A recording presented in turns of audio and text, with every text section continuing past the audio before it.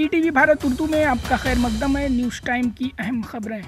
Germany के जरिए केजरीवाल की गिरफ्तारी पर किए गए तबसरे का नोट लेते हुए भारत ने आज नई दिल्ली में German deputy chief of mission को तलब किया और अपना एहतजाज दर्ज कराया।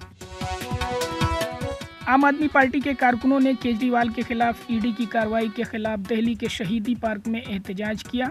कारकुनान शहीदी पार्क से बाहर निकलकर सड़क पर बैठने लगे। पुलिस ने सड़क पर बैठे कई लोगों को हिरासत में लेकर शहीदी पार्क को खाली करा लिया। केजरीवाल को उनकी अहलिया सुनीता केजरीवाल और पर्सनल सेक्रेटरी वैभव कुमार से रोजाना आधा घंटे तक मिलने की इजाज़त दी गई है। ये मुलाकात वकला के मुलाकात से मुख्तलिफ होगी।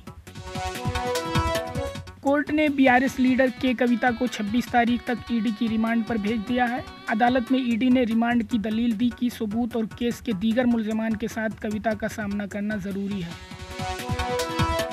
एएसआई की टीम हफ्ता को दूसरे दिन मालवा के धार में वाक़े मौला कमालुद्दीन मस्जिद के अंदर पहुंची और सर्वे शुरू किया। सर्वे टीम मौलाना कमालुद्दीन मस्जिद के अंदर मौजूद नौश्ताजात और निशानात की छानबीन करेगी। जम्मू व कश्मीर के साबिक वज़ीर आला उमर अब्दुल्ला की जानिब से किए गए एतराज़ के बाद फ़ौज ने यूनिवर्सिटी ऑफ कश्मीर में 26 मार्च को यूनिफॉर्म सिविल कोड पर तय सेमिनार को मॉडल कोड ऑफ कंडक्ट का हवाला देते हुए मनसूख करने का ऐलान किया है।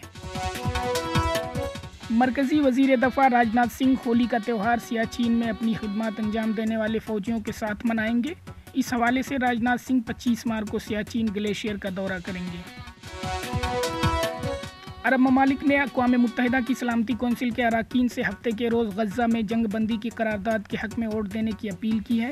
अरब ममालिक के ग्रुप ने अपने बयान में अक़वाम मुत्तहिदा की सलामती कौंसिल के अरकान से अपील की है कि वो गज़ा की पट्टी में जंग बंदी की करारदाद के हक़ में वोट दें, जिसका मसौदा गैर मुस्तकिल अरकान ने तैयार किया है। साबिक चेयरमैन पीसीबी शहरयार खान तवील अलालत के बाद इंतकाल कर गए। 89 बरस के साबिक सफारतकार ने आज लाहौर में आखिरी सांस ली। आईपीएल 2024 के दूसरे मैच में पंजाब किंग्स ने दिल्ली कैपिटल्स के खिलाफ टॉस जीतकर पहले गेंदबाजी करने का फैसला किया। इस मैच के जरिए ऋषभ पंत की घरेलू क्रिकेट में वापसी हुई।